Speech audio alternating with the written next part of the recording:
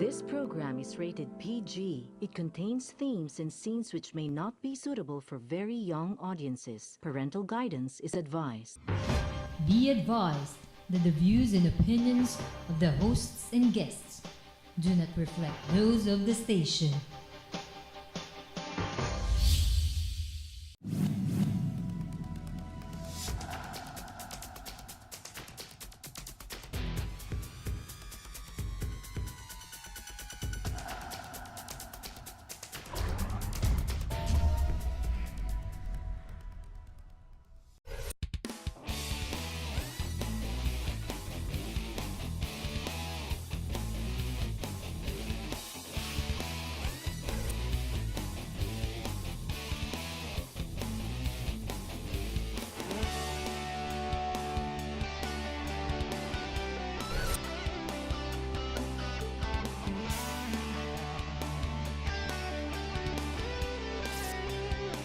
You are what you watch.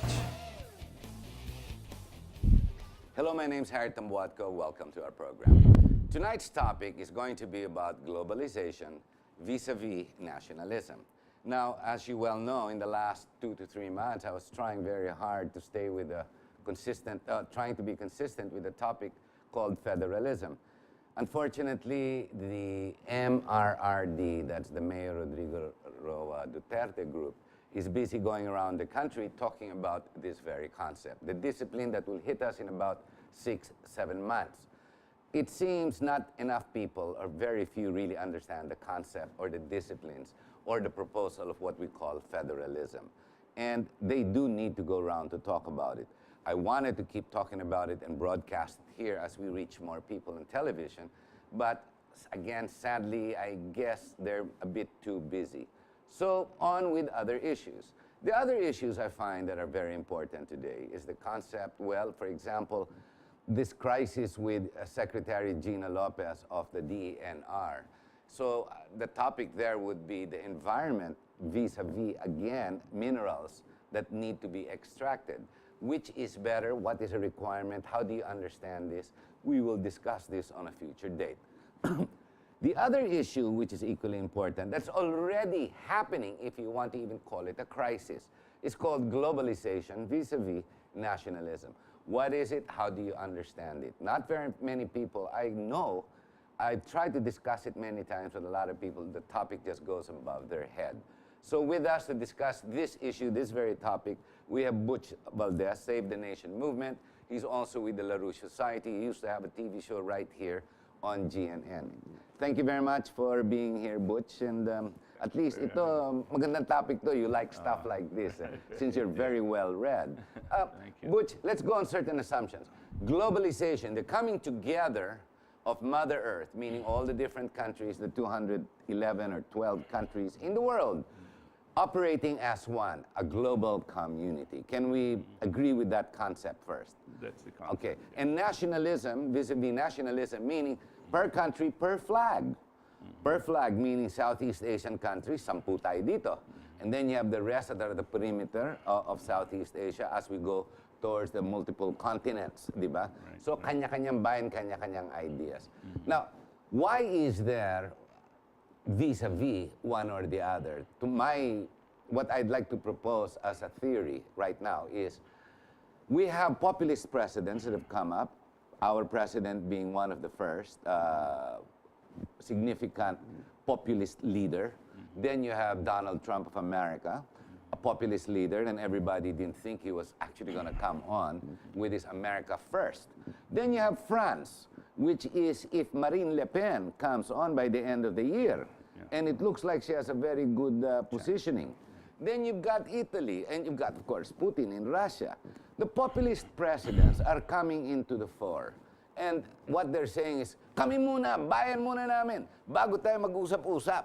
Meaning, their interests first against the interest of the global community. Your thoughts? Well, first of all, you keep on saying populist Yes. presidents, right? Why are they popular?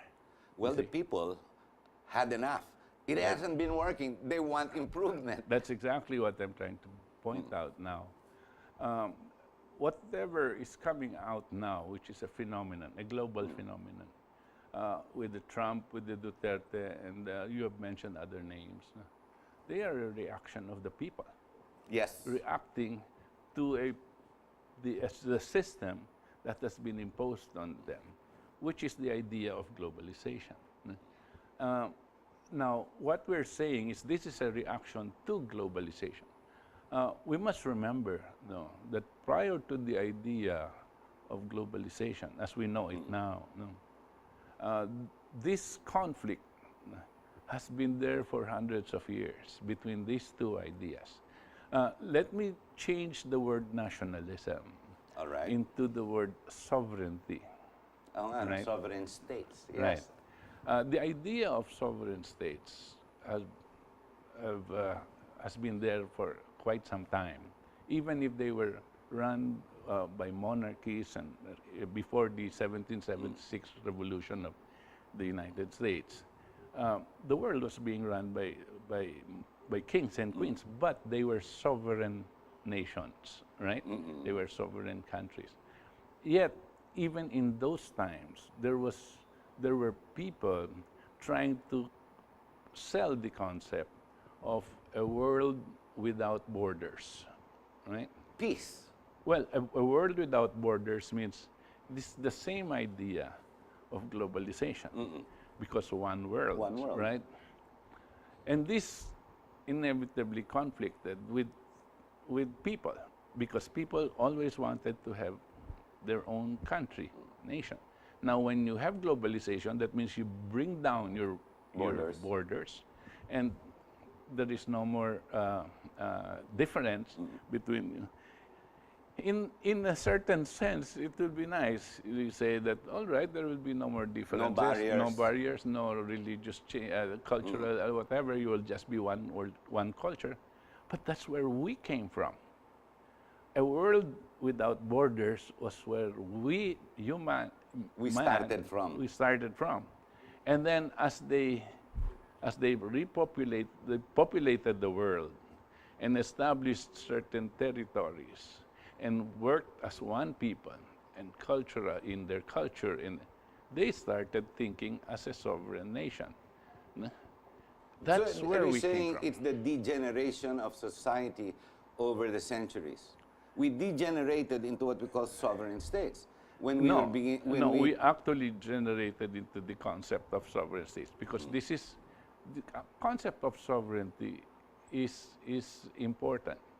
But when you say one world without relinquishing your sovereign character, you can actually have one world functioning as one world without losing your sovereignty, but you have a common objective. And the common objective must be high. It is not just limited to economics, culture, so on and so forth. It must be for the upliftment of all human beings in the world. Yeah, that's a good point. To improve the quality of life, improve the quality of life of every single human being in the world. Now, when you come up with that concept, each sovereign nation commits to that. That means we are responsible for each other's development as a people, as human race. That's the global outlook. This is the global outlook without relinquishing the concept of sovereignty. The reason I like to use the word sovereignty and not nationalism has a tendency to be characterized as a people against the rest of the world. But that is not what sovereignty really means. Sovereignty as a concept means you are a people with a common objective together with the rest of the world. Together with the rest of the world. Yes. Because there's two types of, indigenous people. Indigenous nations like the Philippines, where to a certain extent we were also migrant from the Malays. Yeah. America, which is basically a migrant nation from Europeans. And today you have a lot of movement because of the Middle East. Right. The disruption is now, may bagong smothering, so to speak. Right. So what you're saying is it's okay to stay as a sovereignty. That is integral in humankind, that you must stay as a sovereign nation state. Rather than going global and everything just breaking down the barriers and dealing with each other. Right. But shouldn't that be the future? For example, there are certain requirements in globalization that you cannot deal with when it comes to sovereignty. For example, information on security. If not, it'll be like Makati, where you have all the different buildings, the hotels and commercial centers, kanya-kanyang security, and there's no sharing of information. So yung magnanakaw can jump from one building to another, into another, into another, and the neighbors who are right physically side by side don't know, di ba? There is no sharing of information. Yeah. Correct? Yeah. Well, yeah, if you put it in that sense, yes. But I'm trying to look at it in a improvement global of sense, mankind Okay. first. No? And the setting up, because of the geography, because of even the different reasons, because of the different parts of the world, there are still things like Asians, Yes. Europeans, Caucasians, and Race race and so versus on. religion. This is a fact. This is humankind. That's all humanity. No?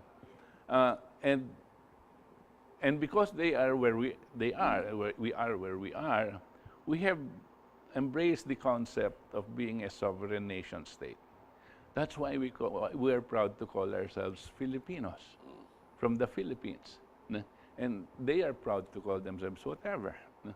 So And you're that is saying- integral in humankind. So the populist objectives of Trump and Duterte are correct. Well, first of all, this, like I Marine Le said, Pen yes, of wants course. to do that. Remember, that was a reaction. What we're saying is that these people started to come up as populist leaders because Yes. it is the population's reaction to the imposition of globalization. No? You see, we are saying, no, we are a sovereign nation state. And whenever it's like that and we react to the system that has been put to us, we protest. And Duterte is a protest vote. He's a protest. So is Trump. So is Trump, and Le Pen will be one of them as well. No? Well, Brexit was another one. Brexit was Populist another Brexit, reaction. yes. Yeah. You see, this is a people reaction, and the people of the world are saying, no, don't impose these things on us. It has not made our lives better. No? And we yet will see more of that. And yet globalization, without the sharing of intelligence, hindi pwede. You have to share intelligence. You cannot make everything in one country. Minerals are indigenous to one versus like that one specific mineral which is required by cell phones being available only in China. No. And yet they have no iron ore, they have no copper, we have other things. Yeah. They have dirty coal, for example. This thing came up, Harry, on you're talking about technology, for example. Somewhere in 1971, as recent as that, prior to that period, in 1971, there was such a thing as a certain world order called the Bretton Woods Agreement. Yes. Okay? Even the currency that's where it was Yeah. pegged. And at that, the reason we have to mention this, but No, we've because talked among about the the Bretton principles of the Bretton Woods Agreement is precisely what global. we're saying. It is one world composed of sovereign nations with one common objective for the improvement of the quality of life of every single human being and posterity. Okay, in that concept, we commit to everybody's development. And if you commit to everybody's development, technology, therefore, has to be shared. Yes. Because if somebody needs your technology and science, it has to be shared at a reasonable cost. Not at the cost that I cannot afford so that you can control my development. So that was the concept of the Bretton Woods Agreement, among the other things, right? But when the U.S., England, France, they decided to break get it, yeah. out, we reverted to a completely free market situation, wherein wherein a certain idea was imposed. No? And therefore, the intellectual property rights concept started to Come in, yes. come in. And governments were told to come up with laws, no, to protect the intellectual property rights of others and not necessarily of our own. So when there is a patent infringement, for example, of, let's say, even books. Yeah, go Okay. ahead. Instead of You- sharing, Instead of making it available to us at a reasonable cost, no, books cannot be reprinted or Outside. without having Yes. to pay, and therefore knowledge cannot transfer. You see, and this is what's happening when they started this purely free market concept, protecting at the same time protecting intellectual property rights. This, you're saying, sharing of intelligence and sharing, all of that is connected to this. intellectual property and Yeah. the share, yes. Right. They're actually building barriers rather than taking them down. Exactly. And when they did that, and at the same time calling it globalization, then the people eventually protested. It took, what, several decades, because that only started. So you're saying 71. it's a myth. Globalization has to be a myth. It- It is bogus to a certain extent. Yes, yes. It's like saying, let us have free market, no? Pero But ayaw natin. you cannot sell goods to me. I can sell goods to you. That's their idea of free market, and it's not really free market. No? But they say you have to push free market. So the people are right. The popular, meaning the population, is correct in condemning it and going back into this me first. That's the other extreme. It's you the see. consequence. It's the consequence. This is what you call the nationalistic Yes. aspect, right? That's why we have to understand, all national leaders must understand that there is a way where the whole world can work together. And I am glad that a real alternative to this in quotes globalization concept is being pushed. It is also globalization, but in effect saying, let's the whole world work together To improve the world. Okay, we're gonna have to take. And that's now being implemented. We're going to have to take a short break. It seems I am misled. The very concept and the word, the letters that put together the concept of globe, one country, Mother Earth, basically all working together. It seems I am misled in the concept that the implementation of the moves and the efforts in the last 3 decades to globalize has actually been used because of interest of wealth or one country versus another. It's a myth then, which is why maybe the populist movement or the move of the majority is to bring back specific leaders who understand their basic needs, their personal interest before anything else. So I guess humankind on one side and your personal interest on the other. The problem is we're all made of the same skin, blood, that come out in different colors, that speak differently, with different past and different histories. And because of this, rather than working together, we tend to clash. So I guess we need to change that vis-a-vis into versus somewhat. We'll be right back. Stay with us. So you